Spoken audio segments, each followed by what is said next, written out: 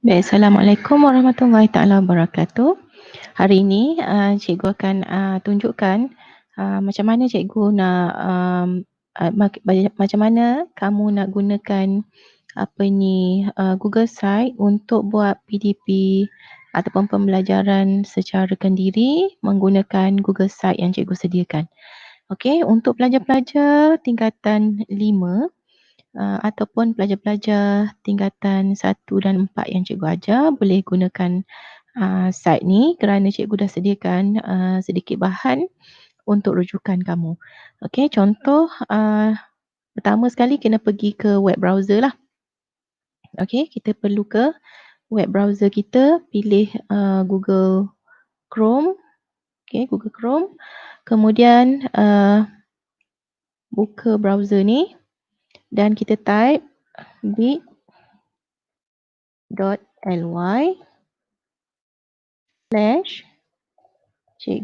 Nas. Okay, bit.ly/Cikgu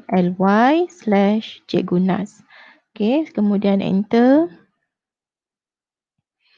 Baik, ini adalah paparan home untuk blog Google Site cikgu ni. Jadi untuk page pertama ni, home ni, ada koleksi e-book cikgu lah.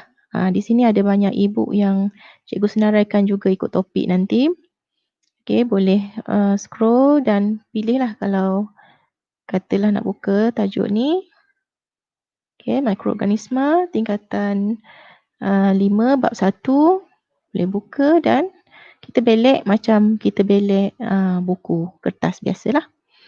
Okey, ini koleksi e-book. Kemudian bahagian bawah ni ada button untuk linkkan ke setiap tingkatan yang cikgu ajarlah.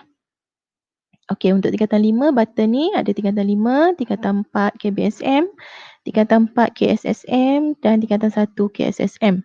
Okey, button ni ada di bawah dan di bahagian atas ni juga ada button untuk ke tajuk-tajuk yang cikgu bagi tahu tadi. Okey, selepas home ada tingkatan 5, ada bab 1 hingga bab 8. Cumanya cikgu nak bagi tahu bab 1 hingga bab 3 ni adalah topik yang kita dah belajar semasa awal tahun hari tu, daripada Januari hingga ke sebelum kita bercuti pertengahan tahun. Kita dah sampai bab 3 dan bermula tempoh PKP dalam cuti dalam cuti bulan 3. So ini adalah start bermula bab 4 ni. Cikgu buat untuk bab 4 bermula dalam tempoh PKP. Baik, untuk bab 4 ada sub topiknya lah, 4.1 hingga 4.7. Bab 4 ialah tajuk sebatian karbon. Okey, bermula daripada 4.1 hinggalah 4.7. Jadi kalau kita nak buka, boleh pilih sama ada di sini 4.1 terus. Okey, ke pelbagaian sebatian karbon. Okey, kalau kita balik semula ke home tadi, ada tingkatan 5, contohnya kita buka tingkatan 5 ni. Tingkatan 5 ni ada link e-book untuk semua tajuk lah, daripada bab 1 hingga bab 8, elektronik dan teknologi maklumat. Okey, kalau untuk bab 4, sebatian karbon, bila awak klik terus ke tajuk sebatian karbon. Sama je cara dengan tadi, kalau awak klik dekat atas ni, klik bab 4 pun awak akan dapat pergi ke page yang sama. Okey, untuk sebatian karbon ada 7 subtopik, daripada kepelbagaian sebatian karbon hinggalah ke kajian saintifik terhadap penggunaan sebatian karbon untuk kesejahteraan hidup.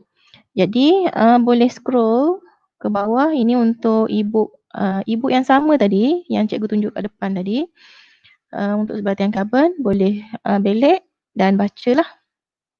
Okey, jika menggunakan handphone dia akan keluar paparan dia untuk paparan handphone lah. Okey, sebelah saja, bergantung kepada kelajuan internet kamu. Kalau laju maka cepatlah dia keluar. Okey.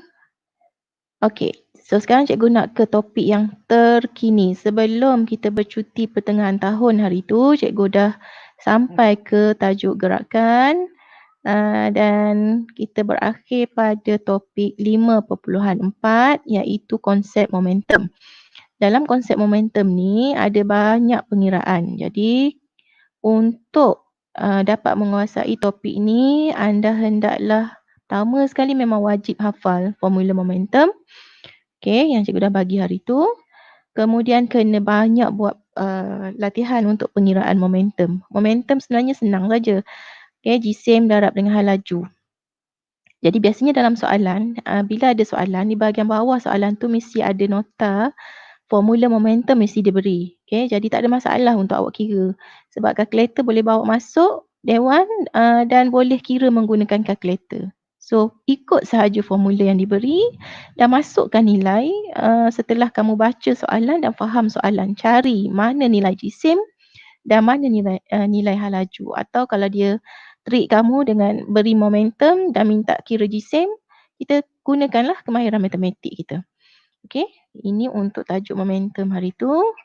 Dan sekarang cikgu nak pergi terus ke tajuk yang terkini iaitu tajuk 5.5 ialah konsep tekanan. Okey, konsep tekanan, cikgu besarkan sikit. Okey, konsep tekanan. Apa tu tekanan? Okey, tekanan ni sebenarnya ialah jumlah daya per dengan luas permukaan. Bila kita sebut per ni maksudnya bahagilah. Okey, tekanan ni sebenarnya memerlukan dua nilai iaitu nilai daya. Daya ni dikira dalam unit Newton. Okey. Newton bahagi dengan luas permukaan. Luas ialah panjang darab dengan lebar kalau untuk bentuk yang sekata. Jika bentuk tak sekata ataupun bentuk lain macam bentuk bulat atau sebagainya, kita ada formula matematik untuk pengiraan luas dia lah. Okey, tapi tu tak perlu risau sebab biasanya dalam soalan mesti ada mana-mana dua nilai. Sama ada diberi nilai tekanan, daya atau luas. Dua daripada tiga nilai ni mesti ada untuk membuat pengiraan. Kalau dia bagi satu je, memang tak boleh nak buat pengiraan lah. Memang dia akan beri dua nilai. Okey. So untuk takrifan, tadi cikgu bagi tahu dah, takrif tekanan ialah tindakan daya per unit luas. Okey. Unit SI ataupun unit standard yang diguna pakai di peringkat antarabangsa ialah Newton per meter persegi, iaitu N untuk Newton dalam penulisannya kita gunakan huruf besar, per meter persegi, meter M kecil, per meter persegi dengan negatif 2 di atas lah, sebab kalau meter persegi M kuasa 2 bermaksud luas. Oleh kerana kita bahagi dia tadi, daya bahagi dengan luas, maka kita sebut dia sebagai Newton per meter persegi. Okey, penulisannya ialah N besar, M negatif 2. Ataupun nama lain dia ialah Pascal. Penulisannya ialah P besar, A kecil. Cara sebut dia Pascal. Okey. Mama tengok dah filem Pascal kan? Okey. Apa kaitan antara daya dengan luas permukaan? Apa kaitan dengan tekanan? Dua nilai ni, daya dan juga luas permukaan. Okey, semakin besar daya yang dikenakan pada satu permukaan, semakin besar tekanan yang akan dihasilkan. Okey, untuk luas permukaan pula, jika semakin besar luas permukaan suatu objek, maka semakin kecil tekanan dihasilkan. Yang ni dia akan bertindak secara bertentangan. Okey, luas permukaan besar, tekanan kecil. Tapi kalau daya, semakin besar daya, semakin besar tekanan. Okey. Baik, kita tengok contoh. Okey, sebelum cikgu tunjuk contoh, cikgu tunjukkan sekali lagi formula untuk definisi. Definisi tekanan tadi ditakrifkan sebagai daya normal per ialah bahagi unit luas permukaan. Okey, unit luas meter persegi lah. Okey, dalam unit yang diguna pakai secara meluas ialah P sama dengan F per A. Ini sebenarnya adalah istilah dalam bahasa Inggeris. P ialah pressure, F ialah force ataupun tekanan, pressure tekanan, force ialah daya normal dan A ialah area. Area ialah luas lah. Luas tu dikira dalam meter persegi. Okey. Yang bimbang biasanya dalam soalan akan diberi formula ni. Okey. Okey. Untuk unit SI tadi cikgu terangkan Newton per meter persegi. Okey, atau nama lain dia ialah Pascal. Okey, kamu kena ingat semakin besar daya yang dikenakan, semakin besar tekanan yang akan dihasilkan. Okey, semakin kecil luas permukaan tindakan, semakin besar tekanan yang akan terhasil. Baik, contoh. Okey, semakin besar daya yang dikenakan, semakin besar tekanan yang akan dihasilkan. Contoh, ski punya kaki ni. Okey, contohnya, kalau daya yang dikenakan tu besar. Contohnya, daya ni sama ada dua lah. Kalau ski ni sama ada jisim badan individu yang memakai ski ni ataupun bila dia melompat. Okey, beza bila kita berdiri saja dengan kita melompat, daya yang dikenakan adalah berbeza. Okey, contoh paling mudah bila awak lompat atas tanah berpasir. Bila awak berdiri saja mungkin bekas tapak kaki awak tu taklah dalam mana. Tapi bila awak melompat, bekas tapak kaki awak tu akan lebih terhasil lebih dalam. Bermaksud bila kita melompat daripada tempat yang lebih tinggi, dia akan menghasilkan daya yang lebih besar. Okey, so traktor ni cuba tengok. Traktor ni jisimnya kita tahulah jisim yang besar lah, jisimnya berat lah. Okey, oleh kerana jisimnya besar, maka cuba tengok saiz tayar, saiz luas permukaan tayar dia. Biasanya saiz luas permukaan tayar traktor ni lebih lebar untuk memastikan tekanan yang terhasil tidak terlampau besar. Okey, sebab kalau traktor ni dah besar daya dia, jisim dia dah besar, bermaksud daya dia besar, kalau lah permukaan tayar ni kecil, maka tekanan yang besar akan terhasil menyebabkan tayar ni akan terbenam ke dalam tanah. Sama macam kita lompat tadi daripada tempat tinggi, kita lompat atas pasir, maka lubang yang terhasil bekas tapak kaki kita tu akan lebih dalam. Okey, berbanding dengan kalau kita berdiri saja, seperti biasa, tapak kaki tu akan kurang kedalamannya. Okey, apa aplikasi tadi? Contoh lain Okey, contoh lain macam paku. Okey, apabila paku kita ketuk ke atas kayu, ada dua keadaan. Paku ni, kalau paku tu permukaannya tajam, bila tajam bermaksud hujung yang bersentuh dengan kayu tu, luas permukaan yang bersentuhan tu adalah sangat kecil. Okay? Kalau permukaan paku tu tumpul, luas permukaan yang bersentuhan ni lebih besar. Okay? Kita tahu paku tumpul ni dia lebar bawah dia ni. Okay? Paku yang tajam dia akan sharp. Sikit je mata dia. Okay, jadi bila paku yang tajam diketuk, sekali saja ketuk dengan daya yang minimum, paku tu dah boleh tenggelam kerana tekanan yang terhasil adalah besar. Okay, beza dengan apabila kita ketuk paku yang tumpul, kita perlu ketuk lebih kuat, lebih kerap untuk memastikan dia terbenam kerana luas permukaan bersentuhan adalah lebih besar, maka tekanan yang diperlukan adalah lebih tinggi. Okey, contoh yang kedua, kasut, tapak kasut. Okey, kalau cuba bayangkan seorang wanita dengan jisim badan 45 kilogram memakai kasut bertumit tinggi yang halus macam dalam gambar ni, memijak pasir pantai. Apa akan jadi pada bahagian yang dipijak? Okey, pastilah tumit kasut ni akan terbenam ke dalam pasir. Berbeza dengan wanita yang sama, jisim badan dia 45 kg juga, dia pakai selipar Jepun. Berdiri di atas pasir pantai. Adakah selipar tu akan tenggelam sama dalam dengan tapak kasut tumit tinggi tadi? Pasti tidak kan? Okey, kerana apa? Kasut tumit tinggi tadi, luas permukaan yang bersentuh ni adalah kecil. Jadi konsepnya tadi, semakin kecil luas permukaan tindakan, semakin besar tekanan yang terhasil. Bukti besarnya tekanan yang terhasil ialah kedalaman tapak kasut ni terbenam. Okey, berbeza dengan kalau pakai slipper Jepun, luas permukaan tapak slipper Jepun adalah besar kerana dia flat.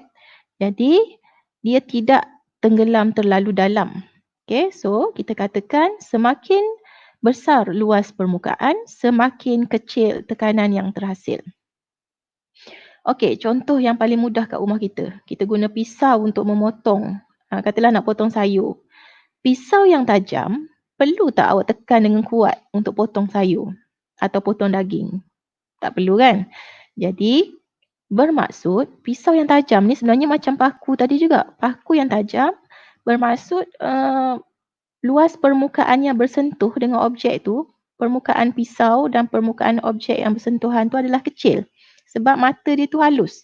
Okay, jadi tak perlu tekanan yang kuat, awak boleh potong dengan mudah. Berbeza dengan pisau yang tumpul, pisau tumpul ni sebenarnya mata dia tu lebih lebar. So luas permukaan yang bersentuh dengan makanan yang nak dipotong tu adalah lebih besar. Maka tekanan yang terpaksa awak berikan adalah lebih tinggi, maka awak terpaksa potong dengan lebih kuat. Kena tekan dengan lebih kuat lah untuk potong, mungkin berkali-kali. Kalau daging atau ayam mungkin awak perlu usaha lebih keras lah untuk potong. Okey, itu konsep semakin kecil luas permukaan, semakin besar tekanan yang terhasil. Baik, kenderaan tadi, traktor tadi, contoh biasa kamu tengok kenderaan pacuan 4 roda yang untuk aktiviti lasak. Biasanya kenderaan pacuan 4 roda ni tayar dia besar dan lebar. Okey, kerana dia melalui kawasan lumpur, kawasan berbukit. Okey, kalaulah tayar ni kecil, kenderaan tu sendiri mempunyai daya yang besar ataupun jisim yang besar, maka tayar tu pasti akan tenggelam akibat tekanan yang tinggi sekiranya luas permukaan tayar tu kecil. Jadi biasanya kenderaan yang bergerak di kawasan berpasir mempunyai tayar yang lebar untuk mengurangkan tekanan ke atas pasir. Okey. Yang ni papan luncur salji tadi yang cikgu cerita tadi. Okey, yang ni cikgu skip lah. Paku pun sama, cikgu dah cerita tadi. Pisau pun sama. Okey, kenapa? Paku dan pisau yang tajam mempunyai luas permukaan bersentuhan yang lebih kecil. Tekanan lebih besar dapat dikenakan pada kayu, konkrit atau makanan. Okey. Okey, traktor. Okey, pemegang beg. Okey, biasanya awak pergi ke sekolah, katalah dalam beg awak tu ada 5 kilogram buku. Okey, berat lah. Okey, 5 kilogram buku, sekiranya tali beg anda ni adalah tali yang lebar, digalas pada bahu anda, maka tekanan yang terhasil pada bahu tu adalah kurang. Maka awak kurang rasa sakit pada bahu. Sebaliknya, kalau anda bayangkan beg yang sama jisimnya 5 kilogram, anda ikat dengan tali yang halus. Okey, tali yang kecil. Maka bahu anda akan terasa sakit dan boleh berbekas pada bahu akibat tekanan yang terhasil. Okey. Itu adalah bukti semakin besar luas permukaan, semakin kecil jumlah tekanan yang terhasil. Ini adalah aplikasi yang biasa kita guna dalam kehidupan kita seharian. Kalau kita pergi beli barang, kita bawa beg plastik yang berisi barang yang berat. Okey, kalau beg plastik tersebut tali dia kecil ataupun halus, maka tangan kita akan terasa lebih sakit berbanding dengan beg yang mempunyai tali yang lebih lebar. Anda akan kurang rasa sakit. Okey. Baik, seterusnya eksperimen. Eksperimen ni biasanya ditanya dalam soalan nombor 9 ataupun soalan esei lah nombor 10. Okey, soalan nombor 1 juga biasa ditanya, tapi kalau keluar dalam soalan nombor 1, maksudnya soalan tu yang setakat yang mudah-mudah je lah, pemerhatian dan sebagainya. Tak adalah dia suruh buat definisi operasi, biasanya lah soalan nombor 1. Tapi kalau keluar dalam soalan nombor 9, bermaksud ada aras kesukaran tu tinggi sikit lah. Dan kalaulah dia keluar dalam soalan wajib nombor 10 bahagian esei, bahagian C, soalan nombor 10, 10 markah. Okey, anda harus bermula daripada tujuan sehinggalah kesimpulan. Okey. Jadi kalau keluar soalan ni dalam nombor 10, kena buat daripada tujuan hinggalah kesimpulan, kesimpulan tak ada. Kena buat hingga perekodan ataupun penjadualan data. Okey, eksperimen ni, cuba tengok apa yang diperlukan dalam eksperimen ni. Ini adalah kiri dan kanan ni adalah blok kayu untuk memegang span di tengah ni. Atas ni adalah pemberat, bawah ni adalah span. Okey. Cuba bayangkan langkah awal, span ini tidak ada pemberat di atasnya. Okey, awak boleh bayangkan span, kalau awak duduk apa jadi pada span tu? Dia akan turun ke bawah kan? Okey. Jadi pemberat ni sebagai daya yang dikenakan ke atas span ni. Okey. Jadi untuk langkah awal, bacaan awal perlu dibuat sebelum pemberat diletak. Buat bacaan awal sebelum pemberat diletak. Kemudian kita letak pemberat dan kita baca berapa perubahan yang berlaku. Kita tolaklah bacaan akhir, tolak bacaan awal. Maka akan dapat nilai perubahan bacaan ketinggian span ni. Okey. Jadi apabila eksperimen ni telah pun direkod, awak akan dapat pemberat yang berbeza ni semakin bertambah. Pemberat 100 gram, 200 gram, 300 gram, 400 gram dan 500 gram. Okey. Semakin bertambah jisim pemberat, semakin bertambah juga jarak mampatan. Jarak mampatan bermaksud banyak mana span tu menurun ke bawah tadi. Dia bergerak. Okey. Tengok. Jisim pemberat yang paling rendah 100 gram, jarak mampatannya cuma 0.5 mm. Berbanding dengan pemberat 500 gram, jarak mampatannya ialah 2.5 cm. Ini bermaksud semakin tinggi jisim pemberat, semakin besar jarak mampatan. Okey, ini kita boleh simpulkan semakin bertambah jisim pemberat, semakin bertambah jarak mampatan. Okey, ini eksperimen yang kedua. Eksperimen yang kedua, ada 3 plastisin yang sama saiz, sama ketinggian dengan 3 pemberat yang sama jisimnya. Jadi kita katakan pemboleh ubah yang dimalarkan dalam eksperimen ni ialah jisim pemberat dan saiz plastisin. Okey. Plastisin yang pertama hanya diletakkan pemberat 500 gram. Plastisin yang kedua pula, di bawah pemberat tersebut ada paku tumpul. Pemberat yang ketiga, plastisin yang ketiga, di bawah pemberat tersebut ada paku yang tajam. Okey, apa hasilnya? Baik, apabila ketiga-tiga eksperimen ini direkodkan, didapati pemberat yang plastisin yang hanya ada pemberat sahaja hanya lekuk sedikit. Maksudnya kedalaman lekukan tu sikit saja. Plastisin tu turun ke bawah sikit saja.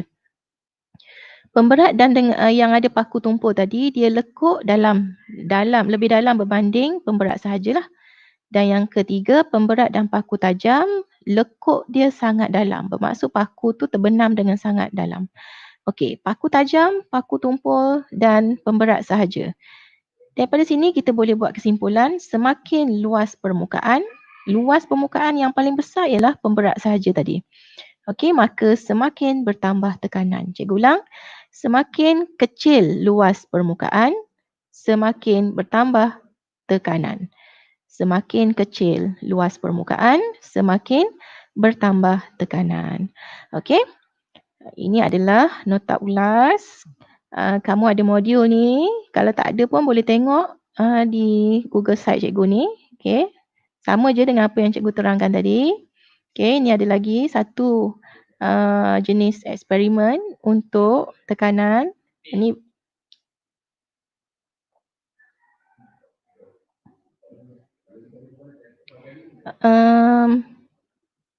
tekanan yang ni digunakan plastisin di bahagian bawah. Okey. Atasnya ialah bongkah kayu dan juga pemberat. Bezanya satu bongkah kayu dengan permukaan yang kecil dan satu lagi bongkah kayu dengan permukaan yang besar. Okey, permukaan kayu, bongkah kayu yang kecil akan menghasilkan tekanan yang lebih tinggi, manakala permukaan kayu yang lebih besar menghasilkan tekanan yang kurang. Maksud lekuknya nanti yang ni lekuknya lebih dalam berbanding dengan yang ini. Okey.